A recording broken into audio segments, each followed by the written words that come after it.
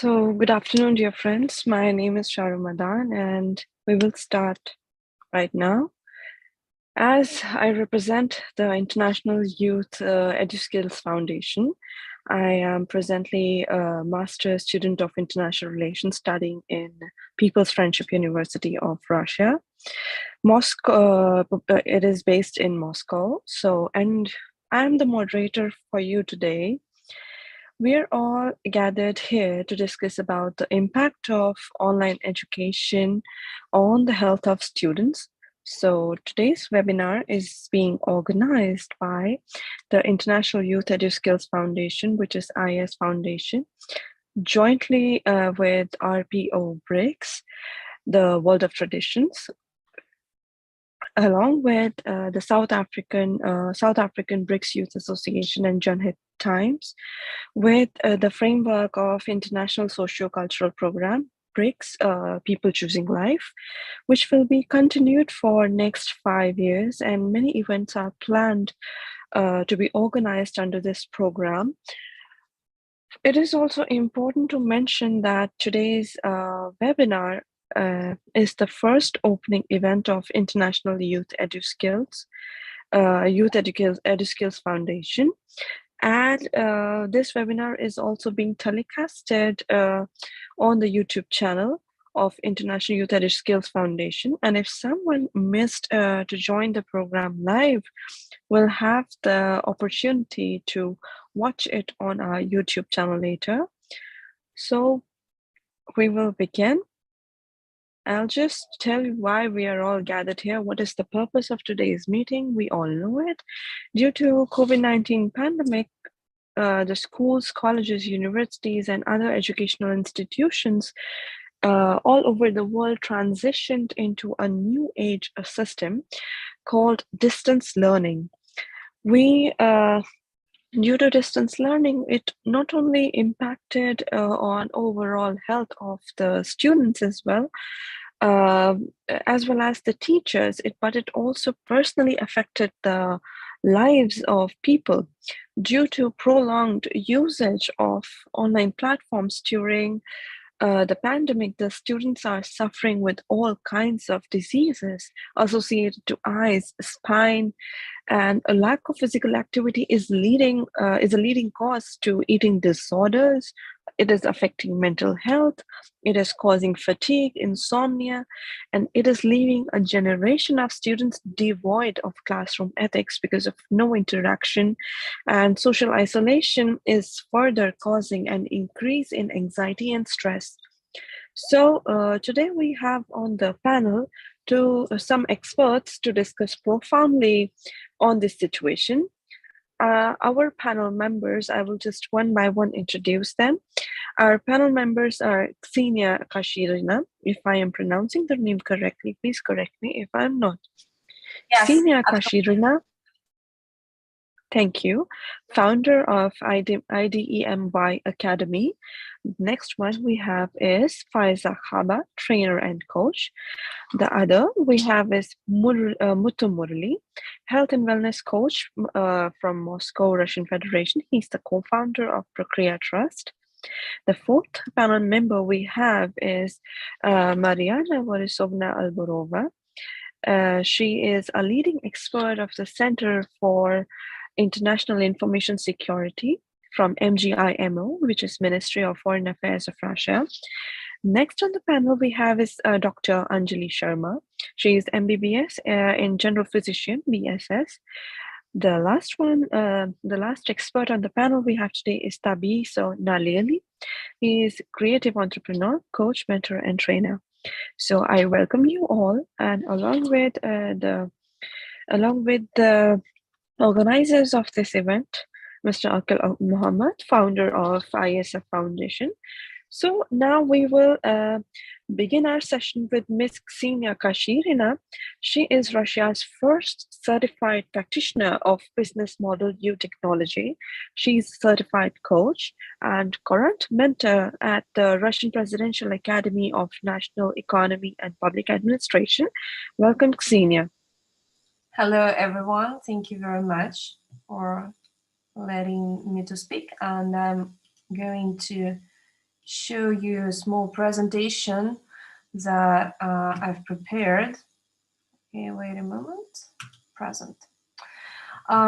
So I'm really glad and I'm happy to be here today, and thank you very much for Kil for inviting me. And I would like to start with my practical experience and what I'm going to talk about today is core principles of effective online education. Again, as I realize, as I see it from my personal experience.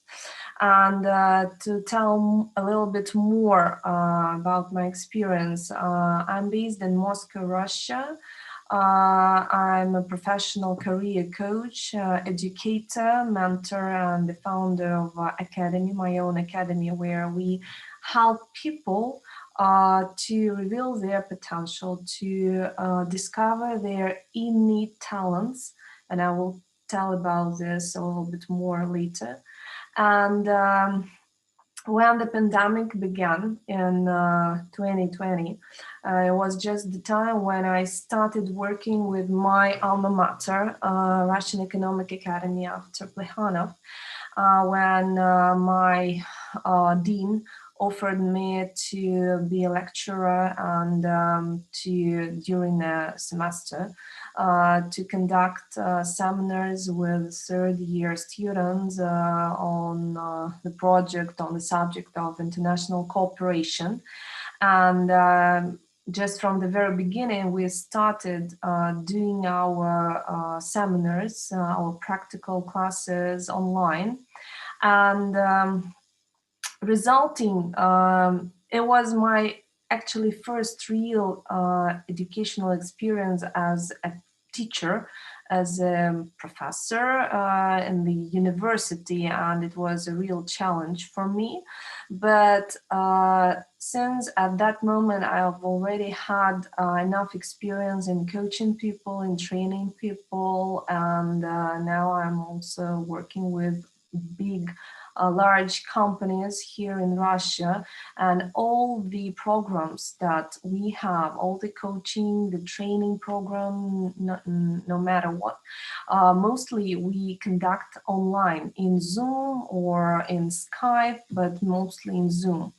And now I want to share some ideas with you and to suggest discussing these ideas, which core principles I discovered out of my personal experience.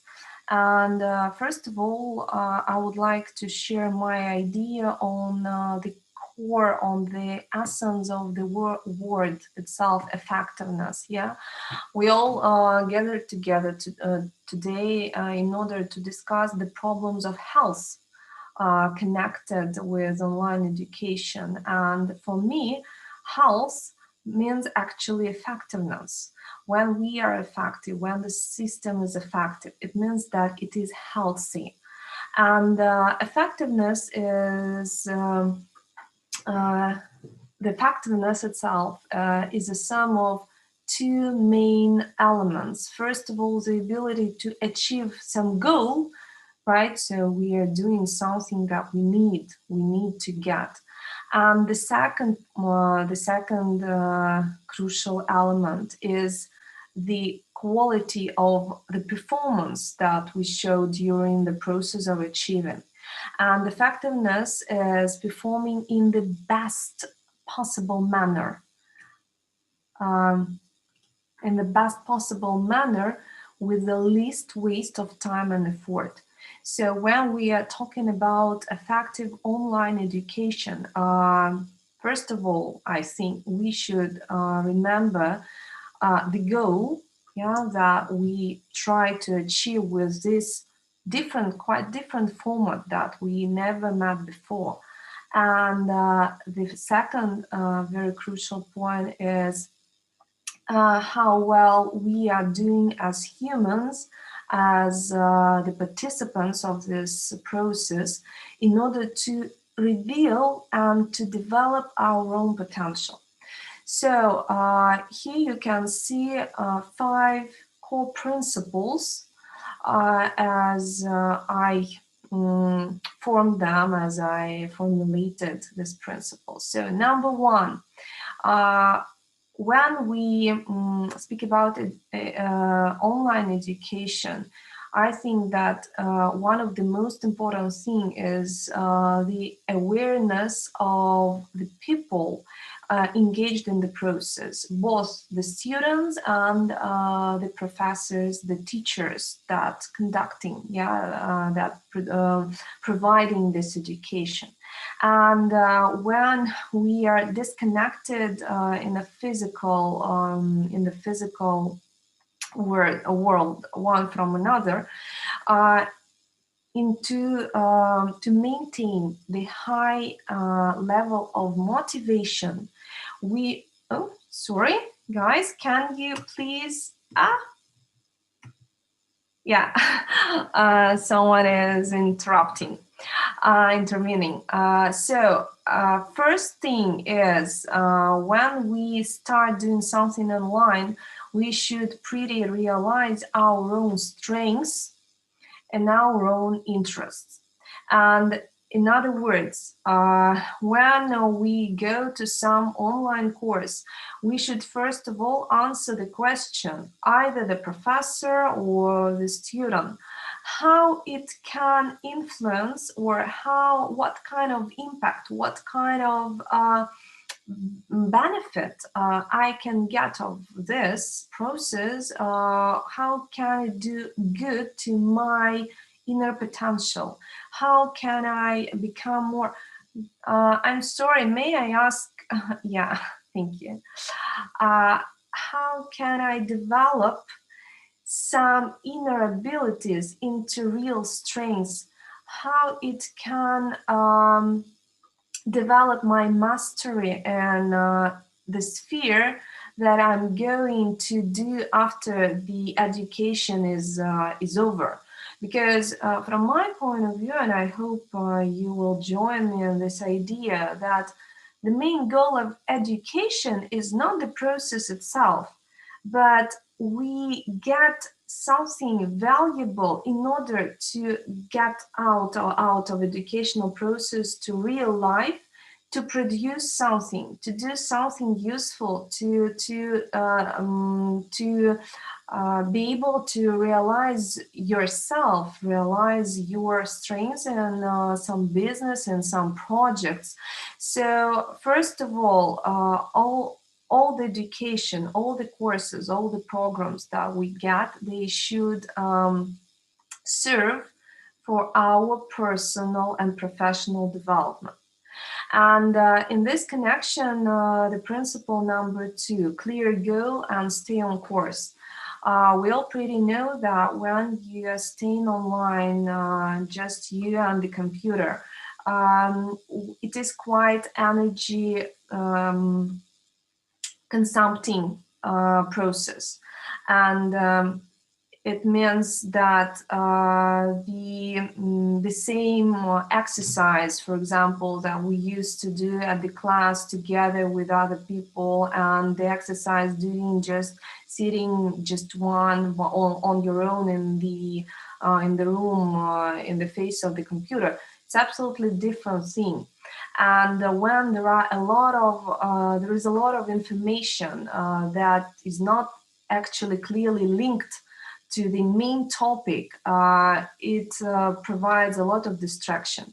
So in order to keep yourself, and guys, can I ask you not to paint on the screen because it's a bit complicated.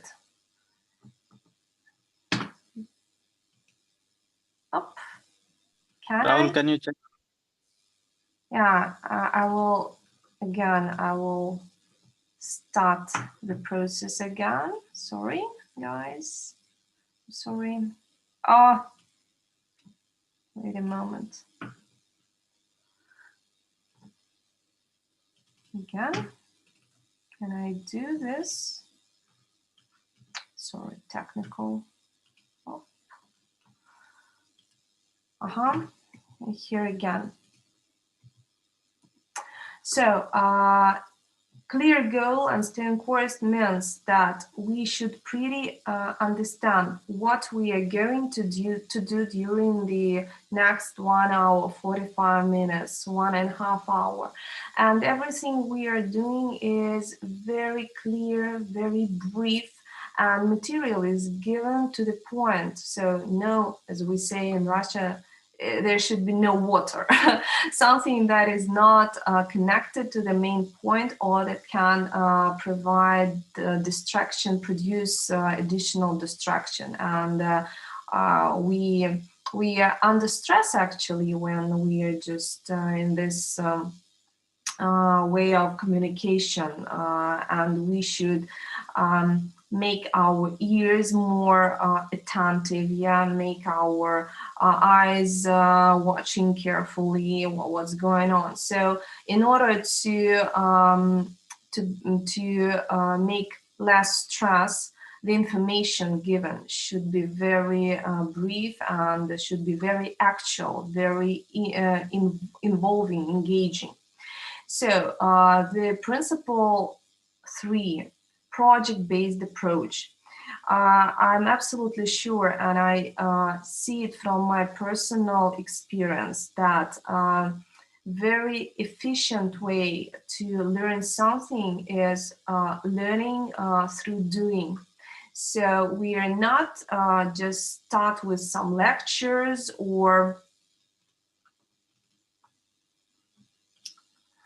and only after this we try to do something in real life and trying to use this knowledge that we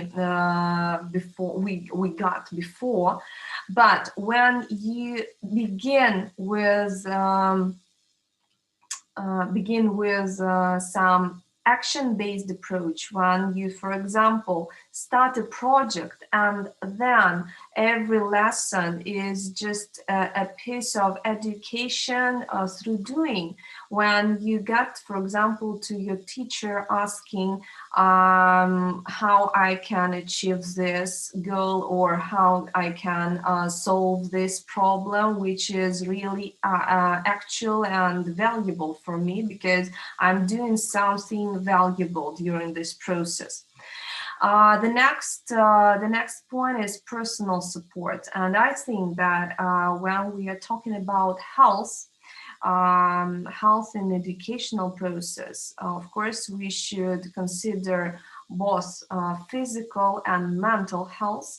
But again, having the experience, I can say that in most cases, any health problems, they are followed after some mental disorders, after some hard stress, or some fears that we can have inside, and we can trying to do something to cope with them.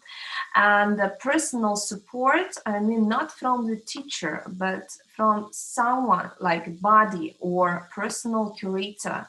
It is very, very important. And when you, for example, have some information given through I don't know, through Zoom or in some other platform. But after this, you can discuss it with someone who understands you, who can pay enough attention, who can help to resolve some doubts or something that you didn't get.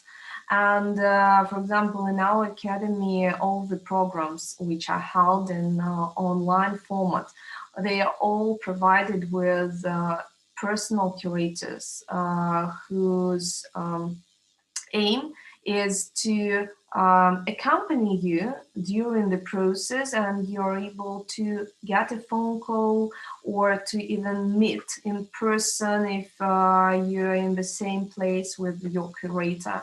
And this brings this personal contact, this individual approach. And the last, but not the least, but not the last, qualified teachers.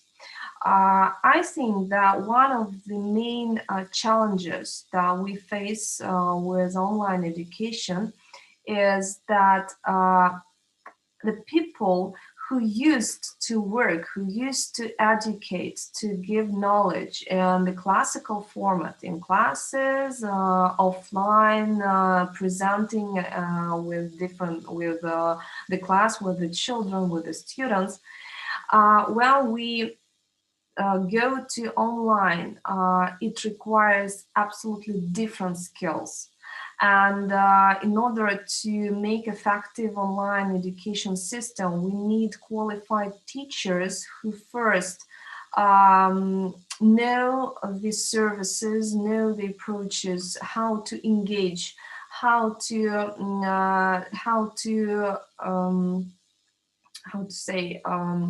how to interact with people on the different side of the screen, yeah, and to maintain high level of their energy. And it's both I am sorry, Senior. yeah, I will interrupt you here. I just want to make an announcement to the children. Please stop drawing on the screen. It is very disturbing. All the thank you children, very much. whoever is drawing on the screen, please stop doing that. Thank you so Yeah, much. yeah, thank you.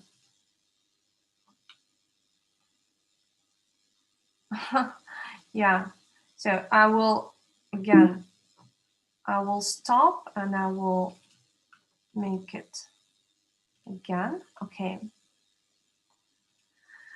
So, first of all, please, guys, yeah, again, someone's drawing.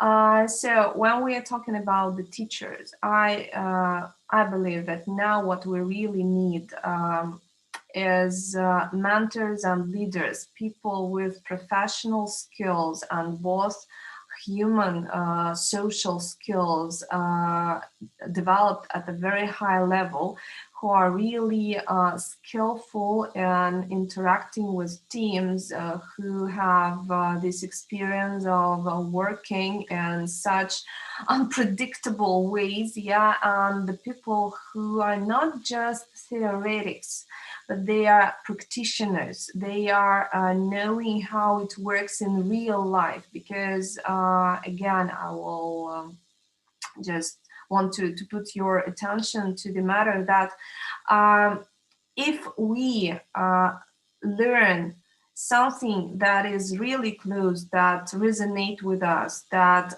provide and inspire our interest, it is always connected with something that we can touch actually, or we can at least get through our nature, through our personality. And when we see how this very thing that we are trying to learn correlates with my life, my real activities, yeah. And so just few words how we are doing with all these principles, how we can apply them and what can help. For example, my approach to education is number one, understand what kind of student you are, what kind of professional master you are, yeah, and try first to reveal your innate potential, I mean innate talents, those capabilities that are given you just after you are born. So this is what in our brain, the most active brain chains, yeah. And when we know what kind of occupation we are born for, we are here for, so we can design our educational way, and put more attention to the topics that really matter to us, and just put aside this information that does nothing to you personally. Yeah, I don't want to say that we should be quite limited. No, we should learn as much as possible, but the beginning, it should be something that is really interesting to me personally. And after this, when I have this aim to become a real professional, a real master, it will for sure it will involve learning just much more out of this maybe small area as we do initially. So talents is the first step. Understand who I am, and after this, design your own path, how you will become who you want to be. Then, talking about the goal, we all know that goal is something that we want to have. But from a psychological point of view, when you set some goal, when you start realizing it in real life, the first thing you should focus on is who I need to become, what kind of person, what kind of new version of myself should I become in order to get what I want, yeah, to get the goal. So this is also can be applied in any educational course, in any educational program, because in order the person first pretty knows the goal and what kind of person he can become during this educational process. Then teamwork and curator support. As I told, the most efficient way is to learn through doing, and not just doing anything, but when you have some project that can be successful in real life, for example, some kind of startup, or maybe some educational course, or some club, or anything. There are lots of ideas that can be applied here, but you connect with other guys, with other students, and you start doing this project and learning this piece of information that will help you to develop your project, that help you to become more skilled, to become more aware.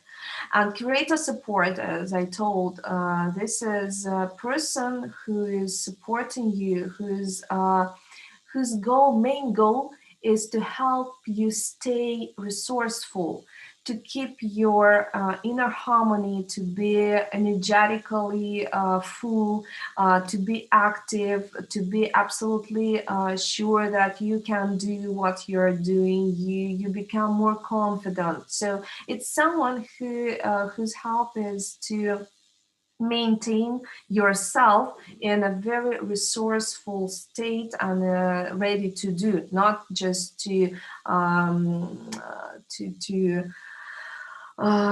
be involved in emotions or something like this, distractions, but just doing, just the state of doing. And regarding the teachers and the professional skills, first of all, I personally believe that what we really need in today's world and in today's situation is highly developed emotional intelligence. This is the skill that is needed in any area, and especially in education, because we are dealing with people, we are dealing with humans. And when you stay near in reality with someone, you just feel, but it's a real challenge to feel people through the screen, to be able to influence on the level of their energy, the level of their motivation. And again, speaking about the health of the students themselves, this is what can help you manage yourself in more efficient way, to prevent burnout, to prevent some disorders, mental disorders. So emotional intelligence is like the skill that is needed for anyone who is involved in this process. And that's all. What, because as I know that the timing is about 10-15 minutes, so I will be glad to discuss and answer your questions if you have some, and here my contacts. So if you would like to keep in touch, I will be glad. So if there are any questions, I'm here to answer. Thank you, Ms. Ksenia, for the very informative presentation that you just gave. I just have one question from you. Before that, I'll just ask any of our listeners who just want to give any question, they can write in the chat and I can ask them for you. So I just have this one little question from you. As you mentioned about self-motivation and we should know what we are doing. So most of the students who are learning online are children as well.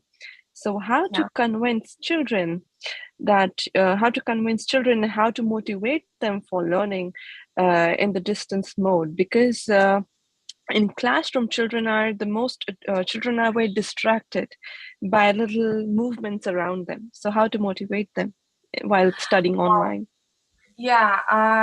Actually, children is a very special, I think, group of students, and they require absolutely maybe different, more even individual approach. But from my personal experience, I have some students, small students, with whom I'm doing English classes, and all of them, the standard duration is 1.5 hours.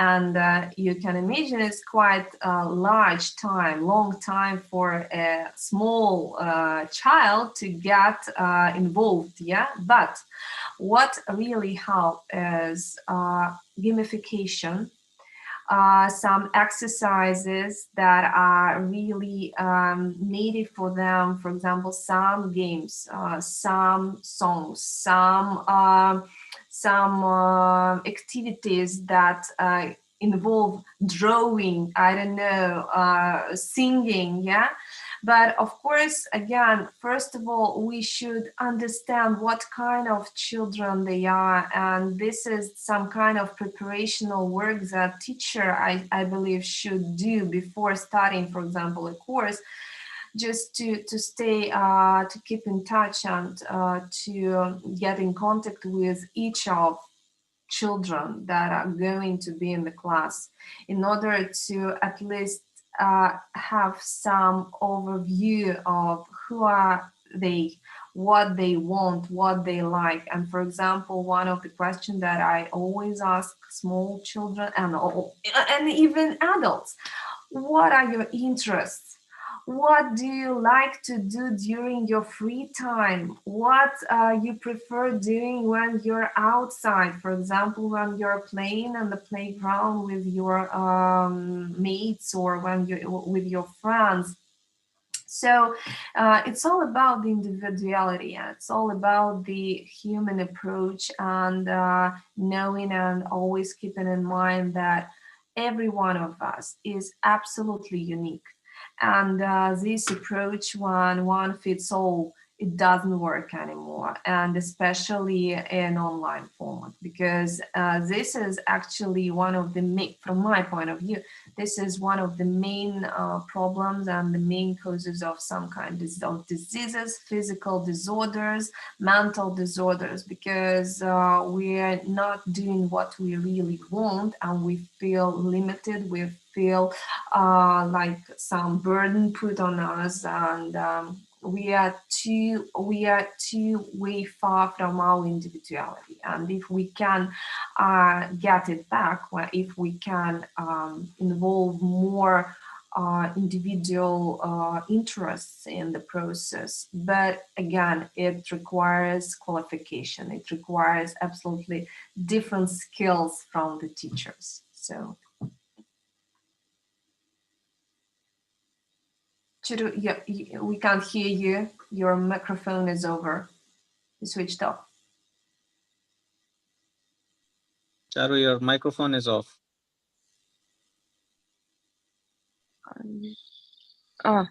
Now, am I audible? I'm sorry for that. Now it's okay. We can hear you. Yeah. Thank you for your answer. It was really nice to talk about such topics with you. Now, next on the panel, we will invite Miss Fabia. Fabia Cava, who is a digital marketer and is currently working at Sia Funda CTC as a marketing communications and community partner capacity builder. May we have Ms. Fazia here? Good afternoon, everyone, and good evening to everyone in India. Let me just share my screen and switch on my video so you can see me. Please confirm if you can see me. Yes, we can. Okay, so good afternoon, everyone. My name is Faiza, and I am from Siafunda Community Technology Center. We are based in South Africa, and we offer basic computer skills and digital skills, technical skills, and coding and robotics to our youth in and around the communities. So our aim is to touch the grassroots of communities. So I will be talking about the impact of online education on the health of students. Please allow me to take you through today's presentation. Please have a pen and paper to take down notes and note down all your questions, and I will answer them at the end of the presentation. Right, so our agenda for today, we will be focusing on the impact of online education on the health of students. How does online education impact on the health of students? Who gets affected by all of this? And we're going to look at the online learning pros, which are the advantages of online learning. Then we will also learn about how can we take care of our health while learning. And then lastly, we'll close off with advice for parents to support their children in order to achieve the best outcome. Right, so the impact of online education on the health of students. So due to the COVID-19 pandemic, schools, colleges, and many other industries all over the world had to transition from your traditional classroom where you would go to class and attend classes, a face-to-face class. Now we have online classes. And for working class people, we had to adapt working from home and using different communication and collaboration tools. So our health and safety was very important, and it's a priority during the pandemic. And the online option is the best during these times of the COVID-19 pandemic. Although education may be the best option, it has some bad or negative effects on the students of health, and we will also look at how can you adjust not to affect the health, but also continue learning online. So firstly, we're going to look at the negative effects of online education. So firstly, virtual learning can cause fatigue. If you sit in a long session or a long video conferencing call, you get tired, you get drained. Sometimes you even find yourself wanting to fall off to sleep in classroom or in a webinar. So this is known as Zoom fatigue. Then secondly, we have lack of interaction and social isolation. So because we are not meeting with live people day to day and meeting with people in and around classes, we only meet each other in class, we become isolated. You no longer want to be with people, you just want to be with yourself in your room and just listen to music or do something or do nothing at all. So these are the negative effects that we have. So when you sit for too long in a session and you're not being social, you end up feeling lonely, that nobody loves you, nobody wants to be with you, and you end up being demotivated. You lack motivation to do something because you don't have the courage to do so. Then you isolate, you have increased anxiety and stress levels. So now we have another one, which is lack of a routine schedule. When you go to school, you know that your school's time in South Africa, we start at 8 a.m. and end up at 2:30 p.m. And you know that from 8 till 9, you have your first period, and at 11 o'clock, you have your lunch break. Now, learning from home or distance, it's a very big challenge because you're not sure how you're going to juggle with being at home, your distractions, everything that's around you. And with that, you end up missing deadlines, putting things aside and procrastinating and saying, I'll do this later, I'll do this tomorrow, or let me put it one side, I'll see it later, and later becomes never. Right, so who else gets affected by the online education? The parents get affected, your teachers get affected, as well as your professors. As parents, how do we get affected? So as a parent, you need to now make time from your very busy schedule from either work or your house chores and sit down with your child, help them understand the activities that they are given. And you need to ensure that your child understands the work so that they maintain their good grades at school. As for teachers and professors, you need to know, apart from setting your exams, your activities, and all the other work that you have, you need to now sit down and find creative ways of making the class interactive, because teachers and professors are used to being in an in-classroom environment where all the students are there and they would be presenting the lesson to you. They face the challenge where now they have to go to the internet, the internet is a school for everyone, where I need to learn how to use Zoom. They go to the internet. How do I use Zoom? How can I use it for my classes? How can I use it to enhance my classes? So it became a very stressful period for them, and it leads to your productivity. When you're demotivated, you are less productive. Now, even though there are negative effects about online education, there's online advantages. Now, with online advantages, it's easy and convenient. You don't have to travel. Your parents, your teachers don't have to travel from a distance to host the classes. They can just host the classes from their comfort of their own homes. And we find that most students would be joining classes in their pajamas and learning. Then number two, students who experience bullying at school may find online learning a positive experience, because now they don't have to deal with people who are bullying them at school, worrying about who's going to say this about me, who's going to say that about me, what are they going to do to me today? And that kills the vibe of wanting to go to school. But online, they know I'm just going to go to class, no one is going to bully me. I'm going to listen to the teacher, get my activities, and do the activities at home. For parents, family, you have increased time for family bonding relationships. So parents get to assist children with their schoolwork to maintain their good grades, and they can also spend quality time with their children after a long day of work or house chores. Then now we're going to look at the most important part. I hope each and every one of you have notebooks and pens to take down notes. So how can we take care of our health while learning online?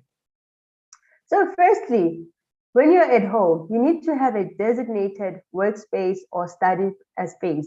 So you need to pick a spot where you know that you will not be distracted by your siblings, your brothers, your sisters, or even your parents. So this will help you maintain a professional and good computer ergonomics. So I'm just going to give you an example.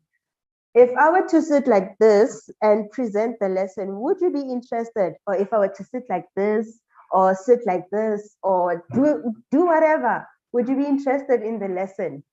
Or if you find yourself sitting this way, these are examples of bad ergonomics. So ergonomics refers to the sitting posture while you're using your computer. So when you're using your computer or any device for that matter, you need to ensure that your back is up straight, you're not bending, or you don't have to lift up your hands or your legs.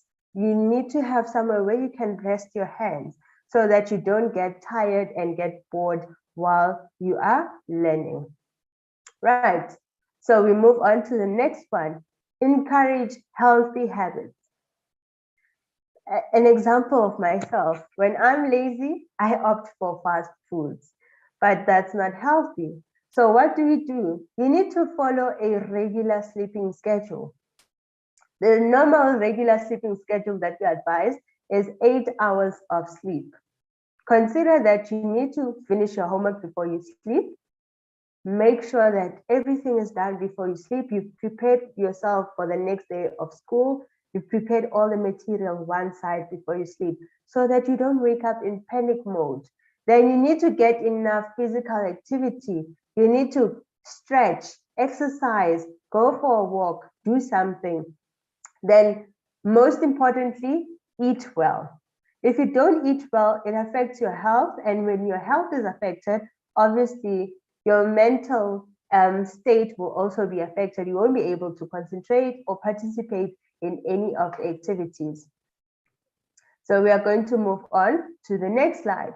So now you need to create a regular schedule. So like the days where you would go to school, catch a transport, go to school, and you would follow your hours of schooling and then come back, do your homework, eat, bath, and sleep. So this is what you need to create for yourself. So even though a routine can be boring over some time, but it brings order in your life. So you know what you need to do at which certain time. And it also avoids you doing things at the last minute. Doing things at the last minute is very frustrating because you end up forgetting the vital information. You put yourself under unnecessary pressure, you end up falling sick, getting panic attacks, and all of those sorts of illnesses that are related with your last minute work. So create a schedule that you will follow yourself so you are organized. If you know that class starts from 10 a.m. and ends at 12 p.m., then at 3 p.m. till 4 p.m. is my study break. Make sure that you follow that routine. You get to relax as a person, right? So the next one is encourage physical activities. Sitting in a session or classroom, an online webinar or online training session, it's very tiring and you need to stretch yourself.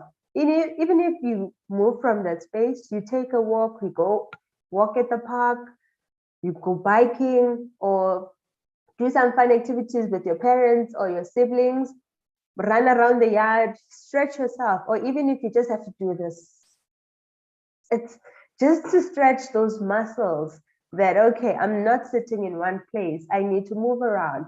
So we encourage you that you do outdoor activities, get some fresh air, breathe in, breathe out. That helps relax your mind from a long session. Then next, this is a tip for teachers. So avoid using very bright designs for any e-learning programs to reduce eye strain. We as trainers, we normally tend to say, if something is bright, it would capture my students' attention, but not knowing that it's actually affecting my students' eyesight. Yes, it's bright. Those glasses are actually calling you to look at this slide right now. But at the end of the day, if you were to look at it for too long, it would affect your eyesight and you'd find yourself with itchy eyes or you'd need to wear glasses. So as teachers, we need to avoid bright designs and also avoid your bright screens. Normally we tend to say, I'm outdoors, I can't see my screen, let me increase the brightness. That brightness affects your eyesight. Then a tip for teachers, how to make the lesson interactive and fun so that your students can't wait for the next class. Make use of short videos, short tutorials. And in the classroom, it's very boring to have one person talking all the time. So you can get some motivation videos that you can play at the beginning, in the middle, or at the end of a lesson. Then you can also have polls. Yes, it can be a challenge for the end user, who is your student, to actually participate in these activities because they are not familiar with them, but it's a learning curve for everyone. When you create polls, you're testing their knowledge. So they know that tomorrow I need to prepare myself for the lesson. And when the teacher asks me the following, I should be able to answer, and I want to get the correct answer. Then you also need to set up your breakout rooms. So breakout rooms, this is where you create that social interaction of the students as if they were working in an actual group work. So this is where the students have a chance to work together as a group and interact. Yes, while they're busy with the activity, they would ask, how was your weekend? How was this? What were you up to? And in that way, students are having a conversation, and it breaks that barrier to say, we are online, we are not seeing each other, but we are there. Then lastly, you need to make the class duration short. So by saying short, you can make it 1 hour, 30 minutes, or an hour. If it's a class that's almost the whole day or half a day or more than 90 minutes, have breaks in between where students can actually go and stretch themselves. A water break, a toilet break. Children don't smoke, so I wouldn't say smoke break. But as a teacher, you need to go grab that cup of tea as well as your students. You go out, get that cup of tea, relax, breathe in, breathe out, go get some fresh air, come back in the classroom and continue learning. Then closing off, we have some tips for parents. So as parents, we understand that there is a lot of pressure on you since your children or your child is at home and learning from home. So you need to set a positive tone at home. So sometimes parents would have that outburst of anger. That's one thing parents should avoid. Avoid that out of nowhere anger and you start shouting and raising your voice. You need to talk in a soft tone and not put too much pressure on yourself as a parent and your kids, because this will also help avoid your stress levels as well as your anxiety. Then secondly, you need to learn how to self-care. Don't forget about yourself as a parent. Doesn't mean that, okay, my child is learning at home, I need to overwork myself, I need to do this, I need to do that. But also think of yourself, do the things that you enjoy as well. Learn a new hobby. Some parents might not know how to bake. Maybe that could be something that you want to venture into. Or you want to try something new, learn how to plait someone's hair or do someone's hair, do someone's nails, something new that you can do. They don't necessarily have to be what I've just mentioned. And you can also have a catch up with your friends, or just go out, pamper yourself, buy yourself a new pair of shoes, a dress, do your hair, do your nails, but just take care of yourself. Give yourself some time to relax. Get yourself back to being the inner child of yourself. Okay, then lastly, sorry, this is a repetition. So if you feel that, you know what, this is too much, take a break. It's always important to take a break. Go out, watch movies, enjoy your weekends, right? So when you enjoy, you can go out for movie night, or you can create a movie night within your house without spending too much, because we know of the COVID-19 regulations. Or you can have an indoor picnic with your family or outdoor in your yard and just enjoy the moment. Don't make everything about school and learning, but have a social life. In that way, your child, their stress levels, their anxiety levels are low, and they're motivated that, okay, if I do something good, mommy and daddy will obviously be going to have a picnic, or they're going to take me out for movies at home in our own space. So I need to make sure that I make them proud. Then this is the end of my presentation. You are welcome to contact us. We are based in South Africa. So this is our business address and our contact details. Do we have any questions? Thank you so much, Ms. Kaiba, for your wonderful presentation.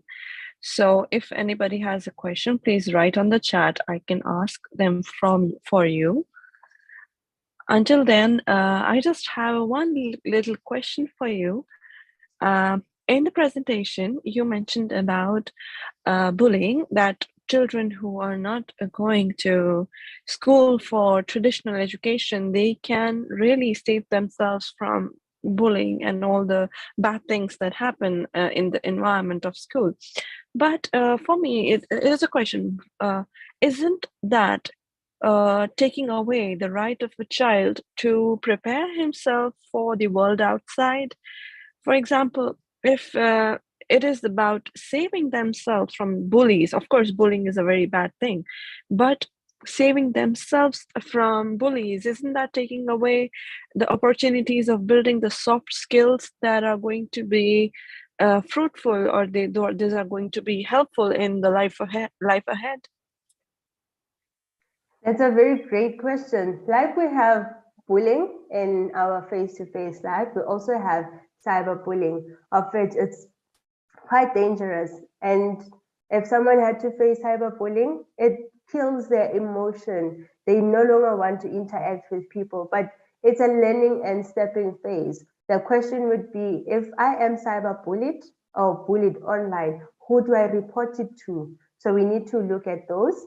And if we go back to normal, the normal way of doing things back in the days where we have a normal face-to-face class, yes, we all go through bullying at some extent, and we know that I can go and tell my teacher that so-and-so is bullying me. And obviously the teacher would talk to the student, and if it doesn't stop, then there's a parents meeting. But in terms of bullying, it's not cut off totally. We have cyberbullying, of which everybody needs to be aware of. It's not nice to be bullied, and we encourage everyone not to bully anyone for that matter. So if you're a student, don't bully your fellow student. Don't make them feel little or feel like they no longer want to be in this world or do anything, but try to encourage them, help them grow as an individual so that they can show, how can I say, there's no word to express this, but like so that they can show what they can do, what they are capable of. So bullying should not be something that we consider and something normal and something that's not nice. But my advice would be, don't bully someone else. If you don't want to be bullied, don't bully someone else. I hope that answers your question.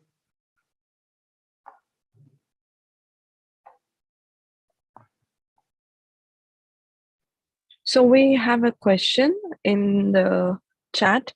Ms. Muskan, she is asking that after doing online classes, my mind gets fully disturbed and I get frustrated.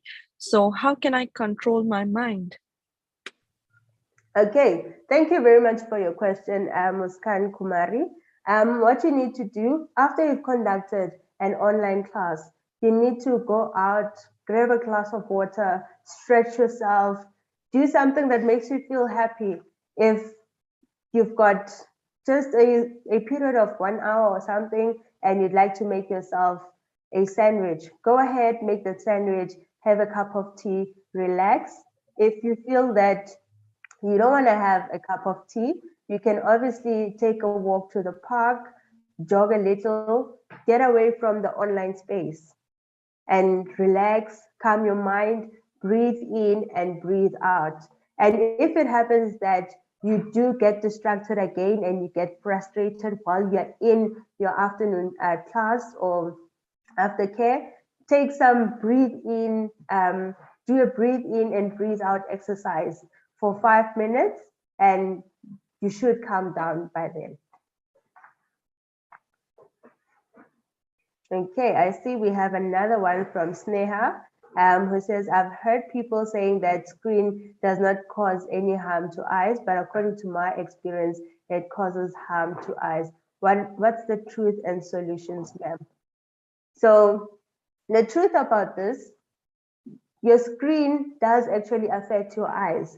If you ever notice, if you sit too long on your laptop, on your cell phone, your eyes start becoming itchy and you want to rub them or you start tearing. They do affect your eyes. Set a screen time for yourself. So set a time to say, I'm not going to spend more than 2 hours on my phone or laptop or based on your class.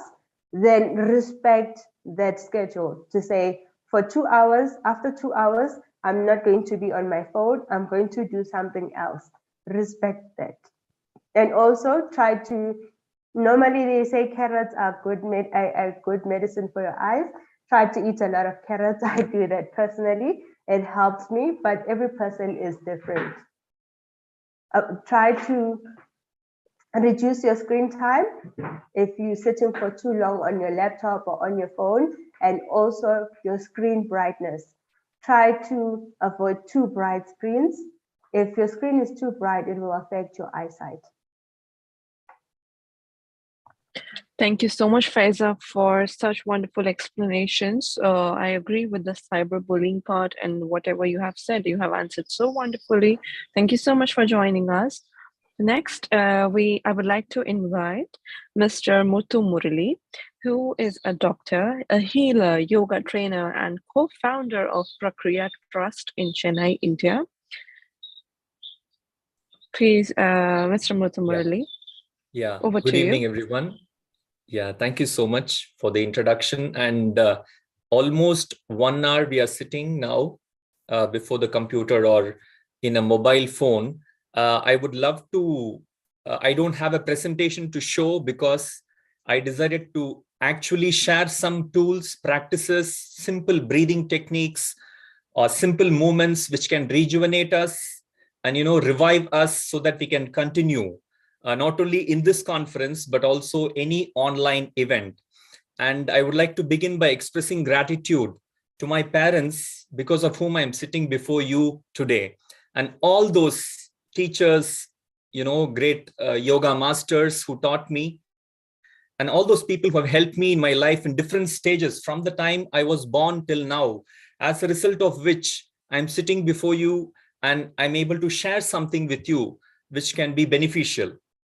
So I would like to share 5 tools, 5 exercises, you can say, very small, which you can straight away apply in your day-to-day life whenever you get stressed when you're sitting online for a long time. But before starting these 5 exercises, which we are going to do together, I have 2 requests. One is I request if it will be convenient for you to switch on your videos so that I can see how we are doing it. In case, something is required, I could correct if it's required. The second thing is, I would like to ask Charu Madan if we can take a 5 minutes break, because 1 hour we have been sitting here. Can we take a 5 minutes break? If you want to go to restroom, if you want to drink some water, if you want to just walk around sometime, in 5 minutes, shall we begin again? Or what do you say? I'm just asking. The organizers could decide. Sure, let me ask the organizers if they are agreeing to the wonderful suggestion that you just gave. Akhil? I think we can take a 5 minutes break and then we can continue. It would be better. Thank you so much. So we'll reconvene in another 5 minutes. Thank you. Thank you so much. So guys, there's just a 5-minute break. Let's catch you in 5 minutes.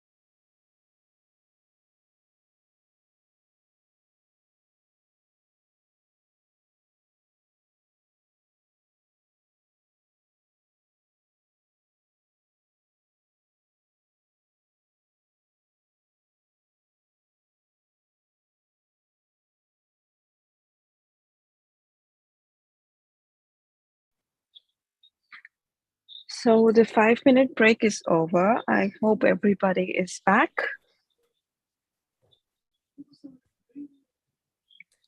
So yes, shall everybody we begin? is back. Okay. We shall. We must. Thank you. Thank you so much. And yes, I would like to say special thanks to Mr. Akhil and his team, Charu Madan, for inviting, and the whole team. I can imagine what amount of efforts has gone behind the scenes, and even right now, for all your efforts, I appreciate it a lot. And I think I just decided to share some actual tips, because Xenia Kashirina and Faiza, they were really elaborate, and they gave clarity about the impact the online education has on children and elders, and what steps we can take. And I would like to share actually few tools, instruments, or exercises which you can implement right now with me and see the effect of it. And you may also implement it or practice it in your day-to-day life. So I think the recording is going on, right? Okay. Yes, the recording So, is going on. Yeah. So the first exercise that we would like to begin is, we keep the hands in Chin Mudra. This is called as Chin Mudra, where your 4 hands gently touch the tip of the thumbs, and just keep your hands. You can sit in whichever, on a chair. Just keep both your hands with your palms facing up on your knees or on your thighs. This is the first practice. The first practice is, first we'll be closing our eyes. Why we'll be closing eyes is, our eyes have become tired because we see, we are in the internet and online platform for quite some time. Just to relax our eyes, I suggest each one of you to just close your eyes and participate in the first practice. So kindly close your eyes, sit with your spine erect. Hands, as I said, it's in Chin Mudra. Your 4 fingers gently touching the tip of the thumbs. With your eyes closed for a few seconds from now, pay attention to all the sounds around you at the given moment. Sound of my voice or any other sounds that you may listen at the given moment. Please do this short practice with your eyes closed so that your eyes get rejuvenated, re-energized, so that you can happily continue the session as it moves on. Now slowly shift your focus to your breath. Feel your breath as you breathe in or inhale. Feel the breath entering your nose. And as you breathe out or exhale, feel the breath moving out of your nose. Few seconds, feel your breath. This breathing process is one of the fundamental processes, one of the greatest processes because of which we are alive, because of which we live. And this itself can be a great tool to re-energize us, to get rid of stress, to rejuvenate ourselves. So pay attention to your breath. Now focusing on your breath 3 times on your own. Slow and deep inhalation. Slowly and deeply breathe in as much as you can. Slowly and deeply breathe out as much as you can, just for three times. Do it on your own. And then breathe normally.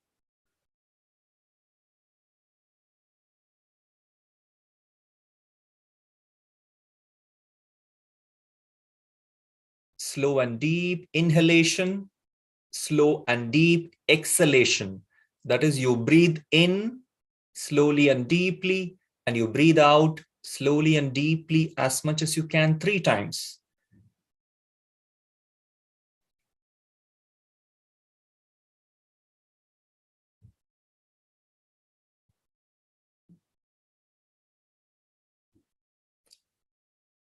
Once you have completed deep breathing 3 times, relax your fingers, join your palms together and rub your palms until you feel warmth on your palms. Then place your palms on your eyes.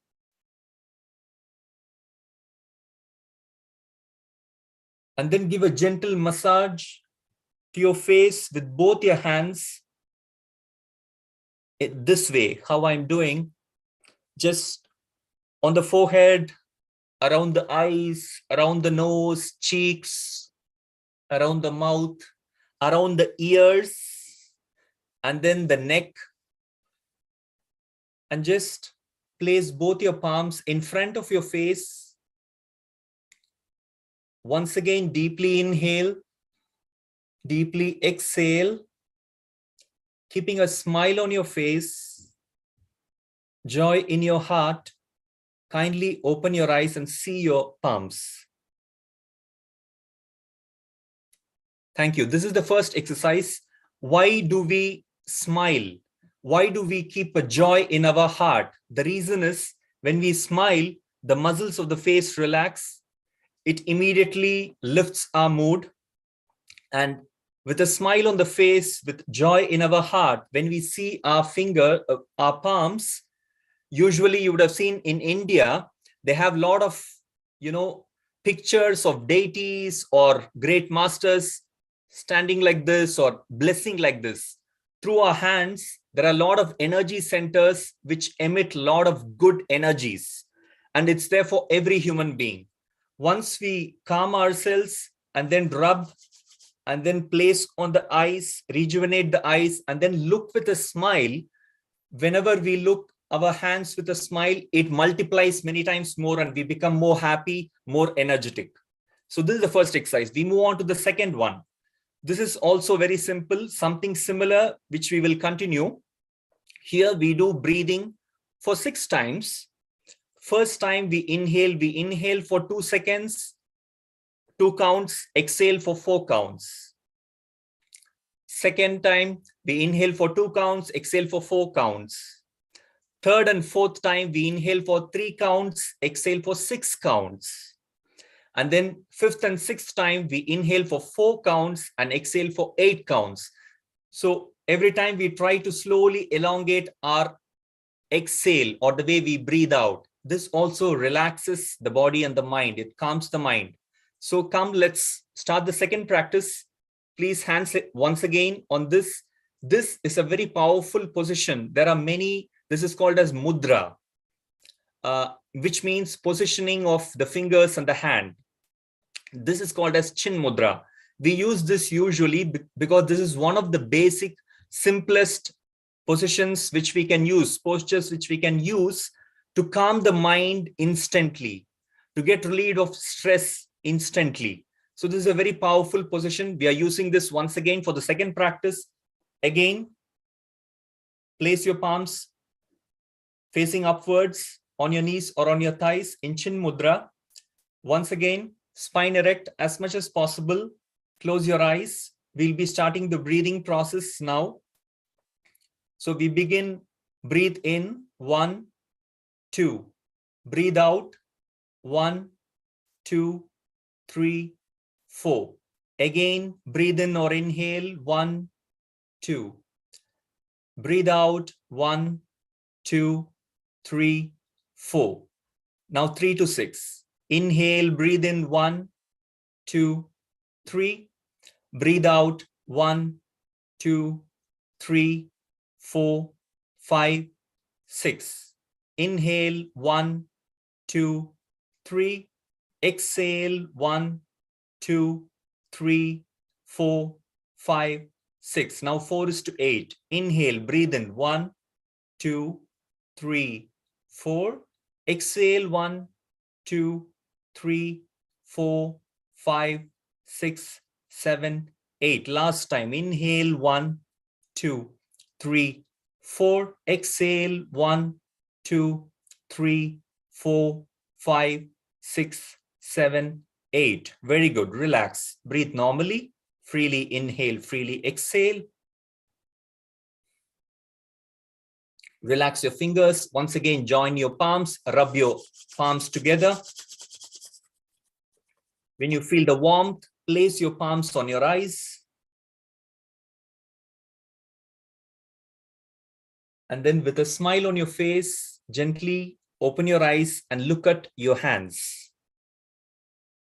Thank you. This is the second practice. We move to the third. This is also a very powerful practice to get relieved of all the stress that is accumulated from head to foot, especially it cleanses the lungs. How do we do it? We inhale shortly through nose and we exhale through mouth forcefully, like blowing a balloon. So it looks like this. Again, we keep the hands in the same position. I'll just show you once and then we'll start doing it. So we'll be doing for 12 times this type of breathing, which is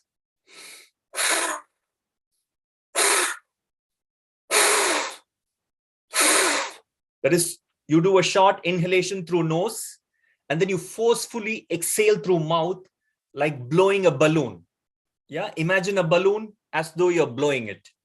So please, let's start the third one. Have your hands in the same posture, palms facing up on your knees or on your thighs. Again, spine erect as much as possible. Sit straight as much as possible. Please close your eyes. Once again, we move to the third practice. 12 times we'll be breathing in a particular pattern. When I say one, you will do, once you will inhale through nose and exhale forcefully through mouth. So please get ready, focus on your breath, and let's start. 1, 2, 3, 4, 5, 6, 7, 8, 9, 10, 11, 12. That's it. Breathe normally. Relax your fingers. Join your palms together. Rub your palms. Place them on your eyes.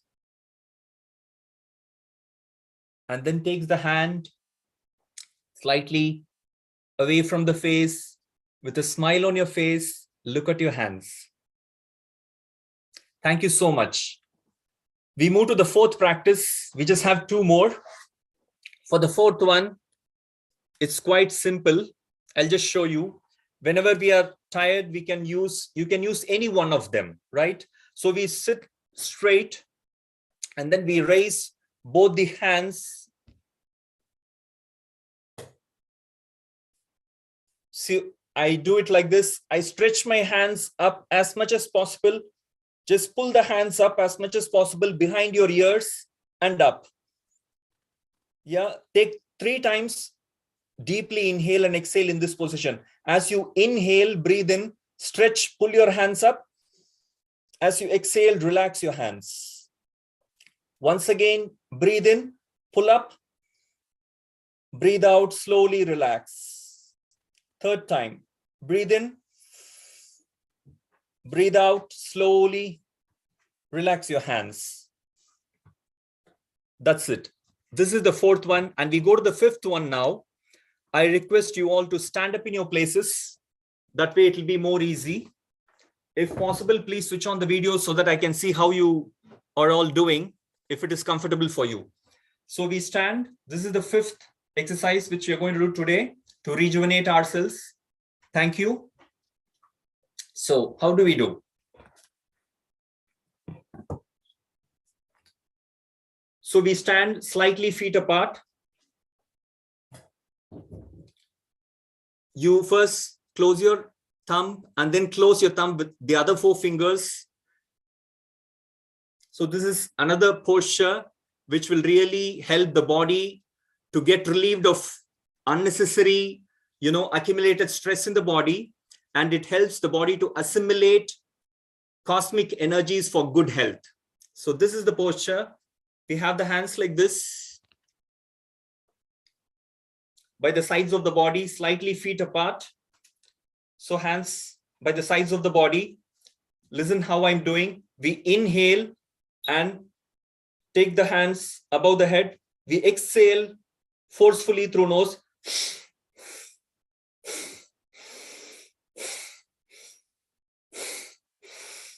Please start. Breathe in, breathe out. Breathe in, breathe out. When you breathe out, you slightly bend your knees. You slightly bend your knees when you breathe out. When you breathe in, you raise your arms and straighten your legs. When you breathe out, slightly bend your knees and take your hands down. Yeah, breathe out forcefully. We'll do it for 12 times. 12 more times. 1, 2, 3, 4, 5, 6, 7, 8, 9, 10, 11, 12. Very good. Thank you so much. Please be seated. Please be seated. If you want, you can sip some water if you want.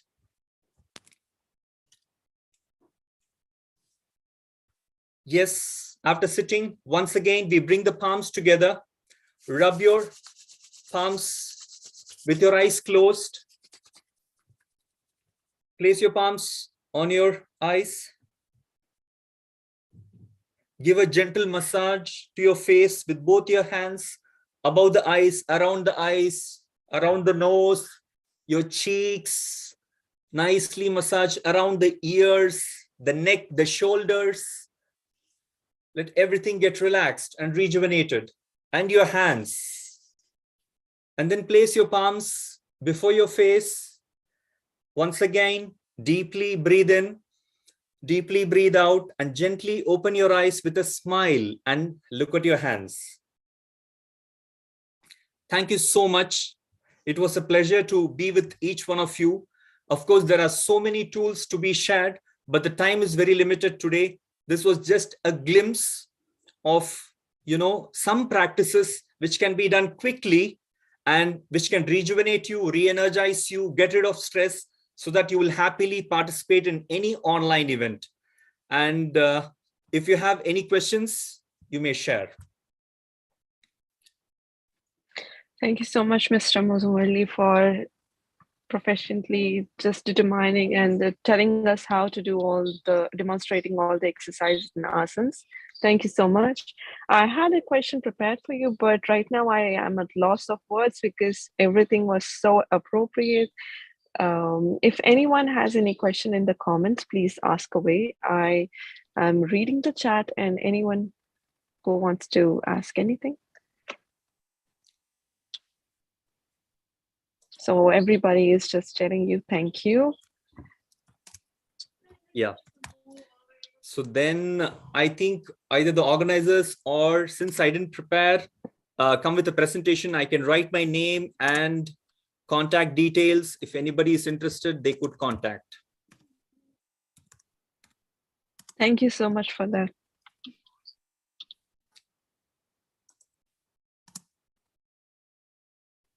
So thank you once again, all the organizers. Thank you, all the speakers, for us sharing your valuable suggestions and tips and tools. And thank each and every participant who has participated in this event. And once again, I thank my parents, because only because of them, I'm in front of all of you. Have a nice evening. Have a great life ahead. Thank you so much. Thank you so much, Mr. Murali. It was very nice session with you. So next, I would like to invite a moment. So next is Miss Mariana Borisovna Alborova. May we have you, please? Are you here, Miss Mariana?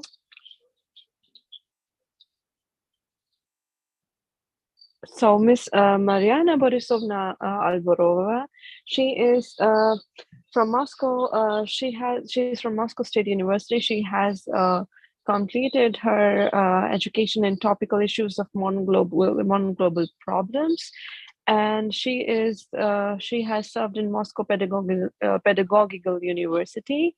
So may we have her here, Miss Mariana? Good evening. Good evening. Good evening, dear Good colleagues. evening. Good evening. We have collection materials dedicated to the problems of human health.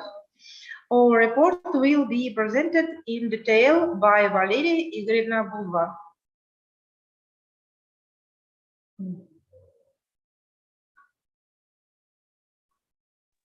Rahul, can you make the co-host?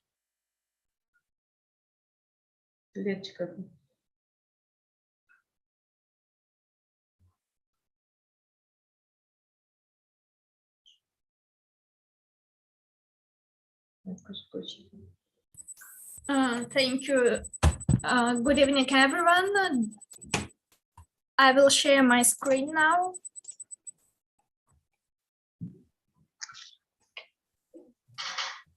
So I would like to speak about online education, opportunities and risks in modern society.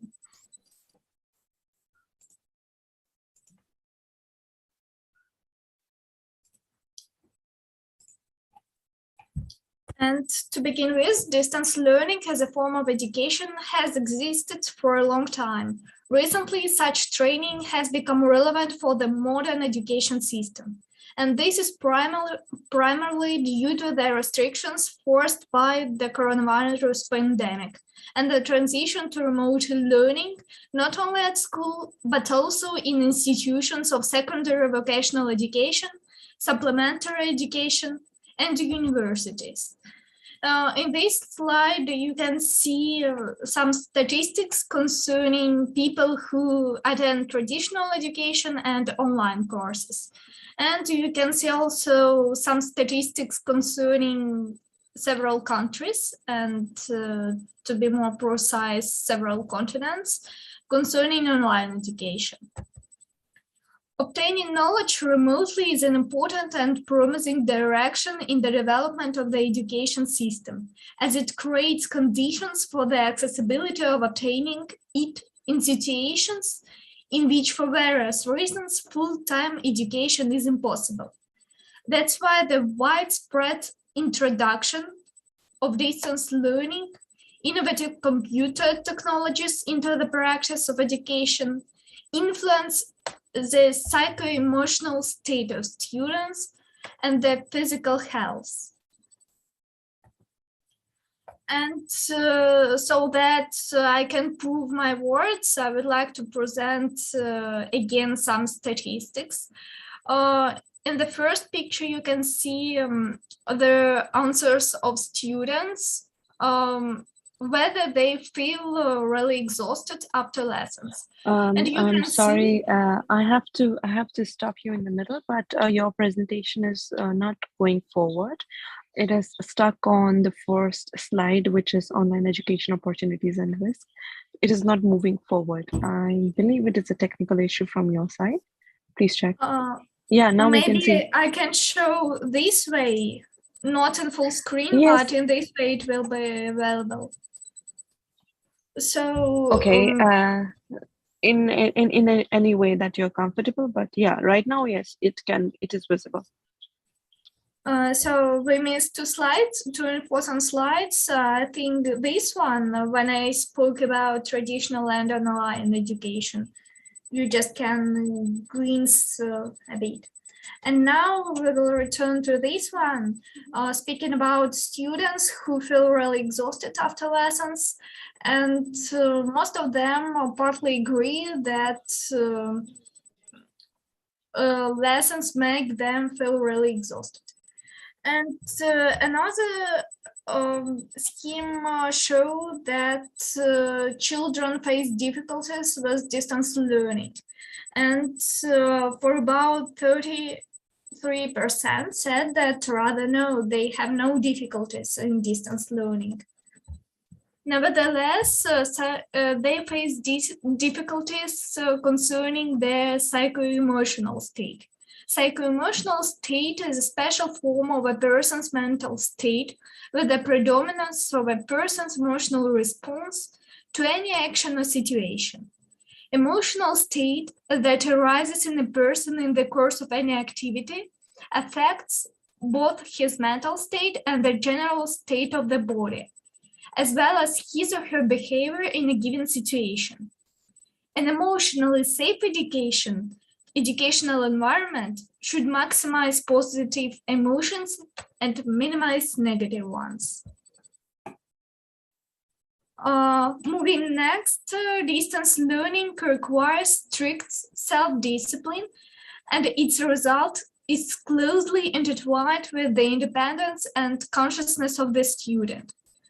This requires student to have considerable self-control, including the ability to manage his emotional state.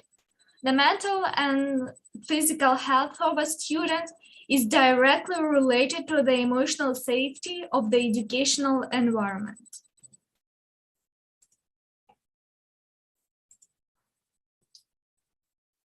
And now you can see that emotional security of the education environment requires some characteristics such as considerable self-control, ability to manage emotional state, independence and consciousness of the student, and strict self-discipline.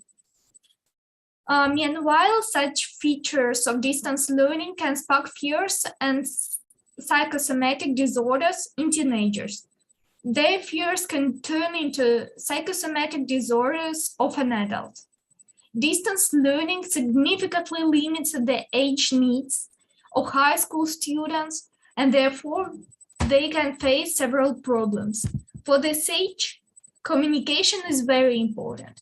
During online learning, it takes place in a different format or in many cases is reduced to a minimum. Communication also changes relations between student and teacher, significantly increases the burden, both emotional and physical, on the student. All this is particularly reflected during the final classes. Often, this leads to the rise of anxiety and sometimes to the emergence of students' fears that they are unprepared to pass exams, that they risk to get a bad mark, or simply they could misunderstand the topic. One of vital aspirations of this age is self-determination. During distance learning, contact with the outside world decreases, and as a result, problems with self-esteem may appear. The formation of one's own self-esteem is one of the most important aspects of the life of a high school student. We can conclude that distance learning violates the leading needs of a final year student. All thus could result in an emotional burnout and anxiety, sometimes even in depression. Furthermore, we could witness that a student become more liable to compulsion, while the level of his or her critical thinking decreases. You can ask me what is burnout syndrome. So the most evident burnout syndrome is fatigue and depletion of energy. It is exertion, but resulting from excessive demands that a person may place on him or herself, or that may be imposed on him or her by family, work, friends, value system, or society in general. This could lead to the loss of energy, co-ownership mechanism, and internal resources of a person. It is a state of feeling that accompanies excess stress and which ultimately affects a person's motivation, attitudes, and even behavior. Burnout is a state of physical, emotional, and mental exhaustion caused by long-term exposure to emotionally difficult situations. There are several signs of emotional burnout, and the signs that we usually face are the following: chronic fatigue, lethargy, and loss of strength, which are observed even after rest. Physical signs include muscle discomfort, headaches, nausea, pain in the chest, throat, and spine, irritable bowel, etc. Changing the habitual sleep pattern, increased drowsiness, or conversely insomnia, and changing in nutrition patterns, also increase in appetite. Then there is inability to focus on any problem and to solve them. And this problem is noted by the decreased concentration, weakness, and absent-mindedness. Efficiency in school and other areas of life is also reducing.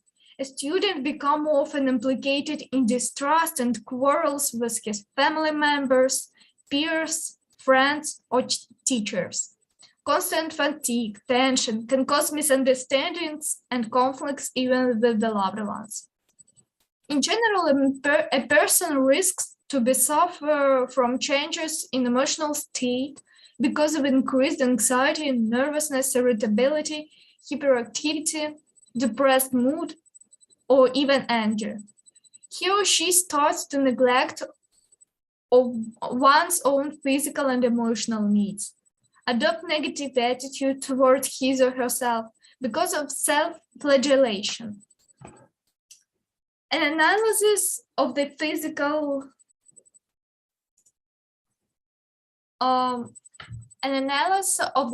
condition of the students showed that against the background of increased workload, children began to show health problems. More than 30% of respondents had problems with the visions. And by the way, we have talked about this before during previous presentations. Another 4% had pain in the wrist from prolonged use of the mouse. In addition, researchers have confirmed the detrimental effect of online learning on the mental state of school children. Almost 84% had unfavorable mental reactions at the borderline level. The presence of depressive manifestations was found in 42, almost 43% of school children, and asthmatic conditions in 41%. Obsessive phobic state appeared in 37%, and hypernetic reactions in 29%. So how can we help? How can we solve this situation? Knowing and understanding the risks, we can and must develop and reveal method of working in the online space that reduce risks to human health and mental state. It is vitally important to remember that there are factors that help a person to avoid negative consequences. These factors include regular rest, attention to yourself, to your body, to health in general. Then you should have organization capacities. You should hold emotional communication and enjoy self-regulation skills. And finally, it is necessary to note that the transition to the online format is just at the outset. In the future, this format will solve a lot of issues that will expand the opportunities for the development of science and education in the world. But everything should be moderate and reasonable, given the rules of work in the new technological world. Thank you for your attention. Now I, with my colleague, are ready to answer your questions.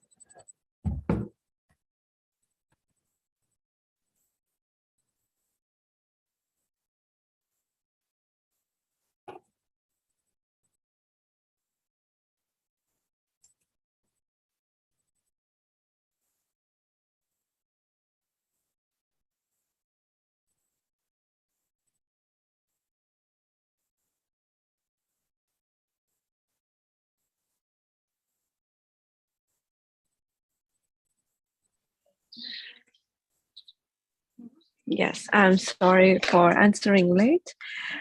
Apologies, my internet was not working properly. Thank you for your wonderful presentation, Valeria. So I just have a little question here. Since Mariana Borisovna Alvarova was the speaker, so I have a question. As soft skills are your forte, please help us in understanding in which ways children can learn to interact with people outside their set, the children always stay indoors. How are they going to adjust with the people outside to help with them in their social skills, especially now with the times when they're socially isolated. They are not meeting more people around, they're not meeting the children of their own age. So how are they going to adjust with this during the pandemic, during the situation? Thank you for your question. I think that the main problem is not social isolation during the pandemic, but social isolation of children in general because of new gadgets and new technological era. And the problem is that they try to focus in a virtual world in order to sort out, to go to the street and just to speak face to face with peers. And to solve this problem, I think that we must and we can organize some co-working spaces or some events that implicate children in communication, in sharing their experience, maybe their emotions. These events should be reduced, should not be reduced to formality. It should be a two-way street, so the children can express their views and feel them comfortable speaking with adults and with their peers. Thank you so much for your answer. If there are any questions in the chat, I am taking those questions. You can ask and I will ask. Okay,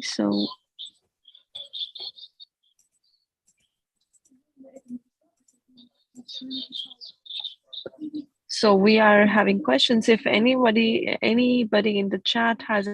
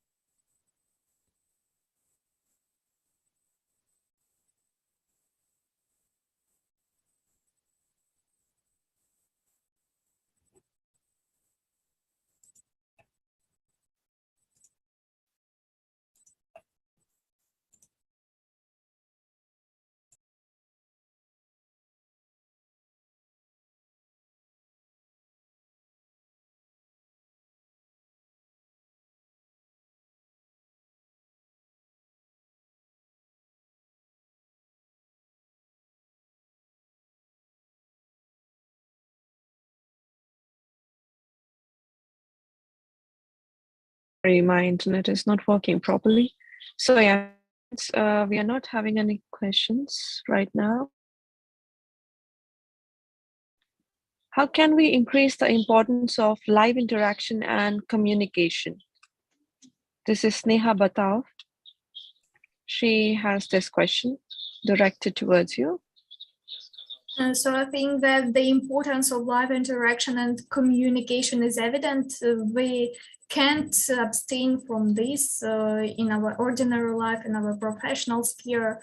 We should promote face-to-face communication, not the communication via screen and via our gadgets, but the importance of daily contact, because only real contact could solve problems that we may face in our life. Thank you so much. Thank you so much for being here today. Next we have is Dr. Anjali Sharma. She is MBBS. She has her medical degree, so it will be a really great input if she speaks something on this topic today here. Miss Anjali Sharma, over to you.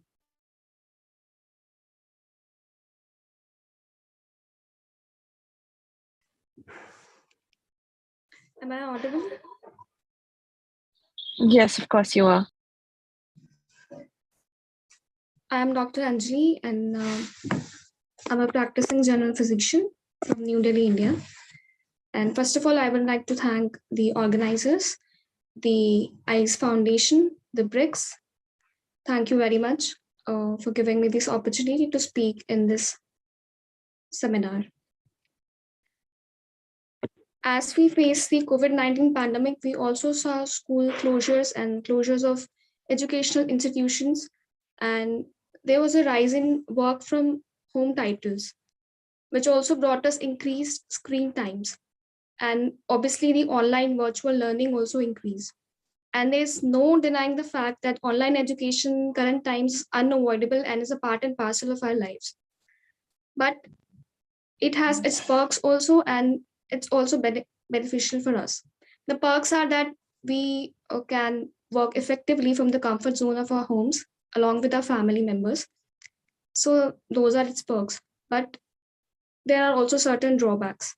When I come to drawbacks, health wise, there are drawbacks physically to the physical health and to the mental health.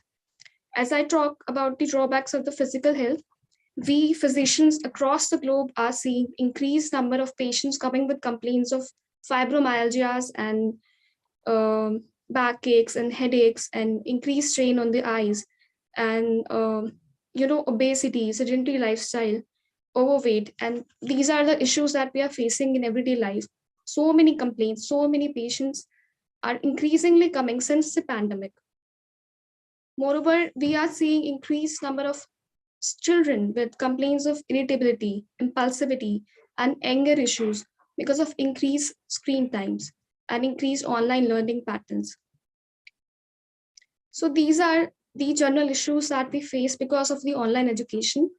And I'd like to share some points on how we can deal with these issues. First of all, when you are studying, be it anyone, be it student, a teacher, or you are working from home, you should designate a quiet area, a separate area, which is not your area of entertainment or not somewhere you sleep. It should be separate. It should be quiet and an isolated area. After that, you should have a regular diet, a regular sleep schedule. And with respect to mental health, I would say whatever makes you happy, whatever you like to do in your spare time, whatever crafts or hobbies you like, you should indulge in them. It's more and more important now to keep and prioritize your mental health first in this current scenario. It is recommended that you take a break of 2 to 5 minutes after every 30 to 60 minutes. It can include stretch or walking, just walk around your home and or you do some stretches just for 2 to 5 minutes in every 30 to 60 minutes. And I would like to say, please pay emphasis on your posture. Whenever you're sitting, you should make sure your shoulders, hip, and your back are aligned and are in a straight line. Your elbows should be at 90 degrees. You should flex your elbows and they should be at 90 degrees while you're typing or writing something. There are some exercises which you can perform, and I'll be demonstrating them at the end of the session. What parents and teachers can do for helping children. First of all, you should ensure that your children spend 1 to 1.5 hours. They should get the sun exposure because we are seeing increased number of children and parents complaining of vitamin D deficiencies and calcium deficiencies because of decreased sun exposures. So please ensure that your child gets 1 to 1.5 hours of sun exposure. Apart from that, make sure your child spends 3 to 4 hours on some physical activity or some sort of exertion or whatever sport they like to indulge in. That's very important, not only physical health wise, but also mental health wise, because playing with other kids or the peers and the companions, that will also help not only physically, but also mentally.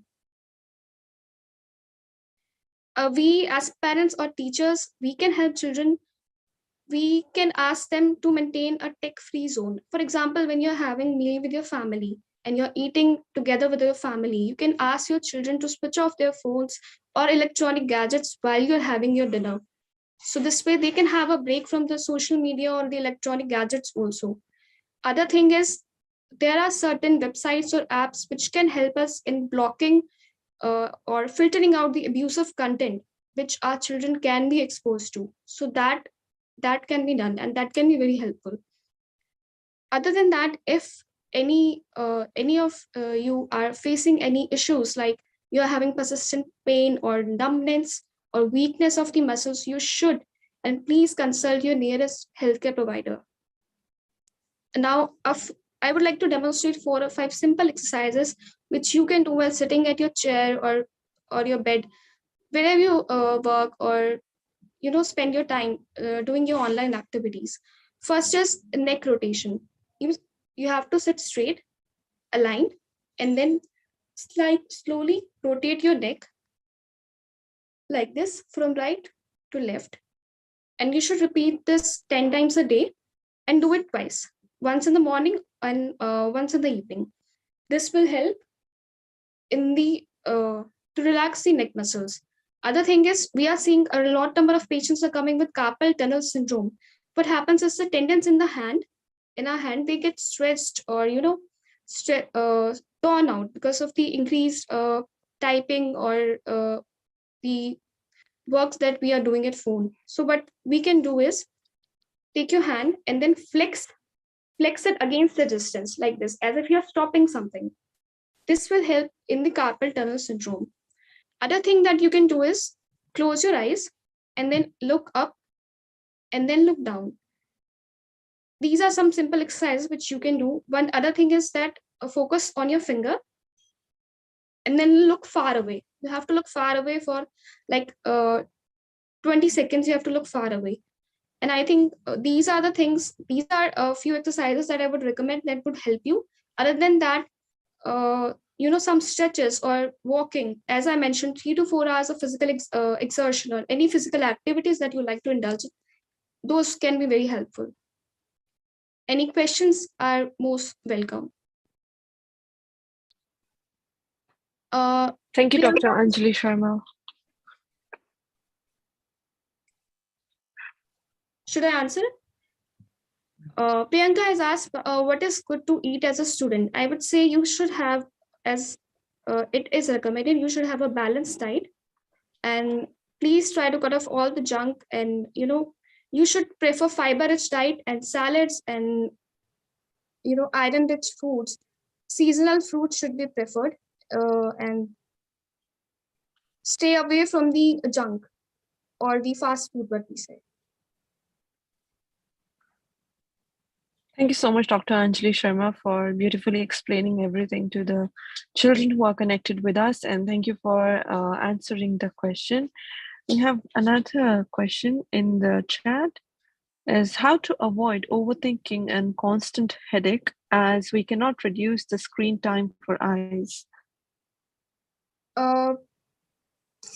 As we cannot reduce, as you are saying, you cannot reduce your screen time. What you can do is at least take a break. As I mentioned earlier, if you're working for long hours, like you're working for 7 to 8 hours, I know it's unavoidable. You have certain work or job where you're supposed to sit for 7 to 8 hours. What you can do is take a break of 2 to 5 minutes every 30 minutes. Take a break, or set simple eye exercises, which I just demonstrated. Focus on your fingers, and then focus on a wall which is far away or distant, anything which is distant away. Focus on that for 20 seconds. Or you can close your eyes and then look up and then look down while you have closed your eyes. This can also help. You have to repeat it 10 times a day.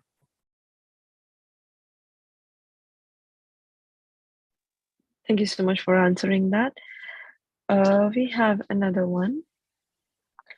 It is asked that you are suffering from no, headache. it is just a similar one.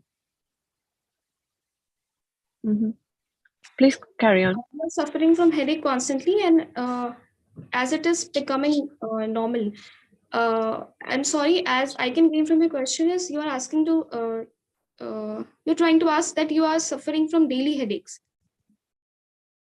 So that could be a sign of something serious going on. Maybe it's a tension headache. Maybe it's I don't know. I need to know more of your symptoms. If it's a migraine or it's a tension headache, or maybe something else, or maybe it's related to the strain. I would say go and have a refraction testing for your eyes, and only after that I can comment.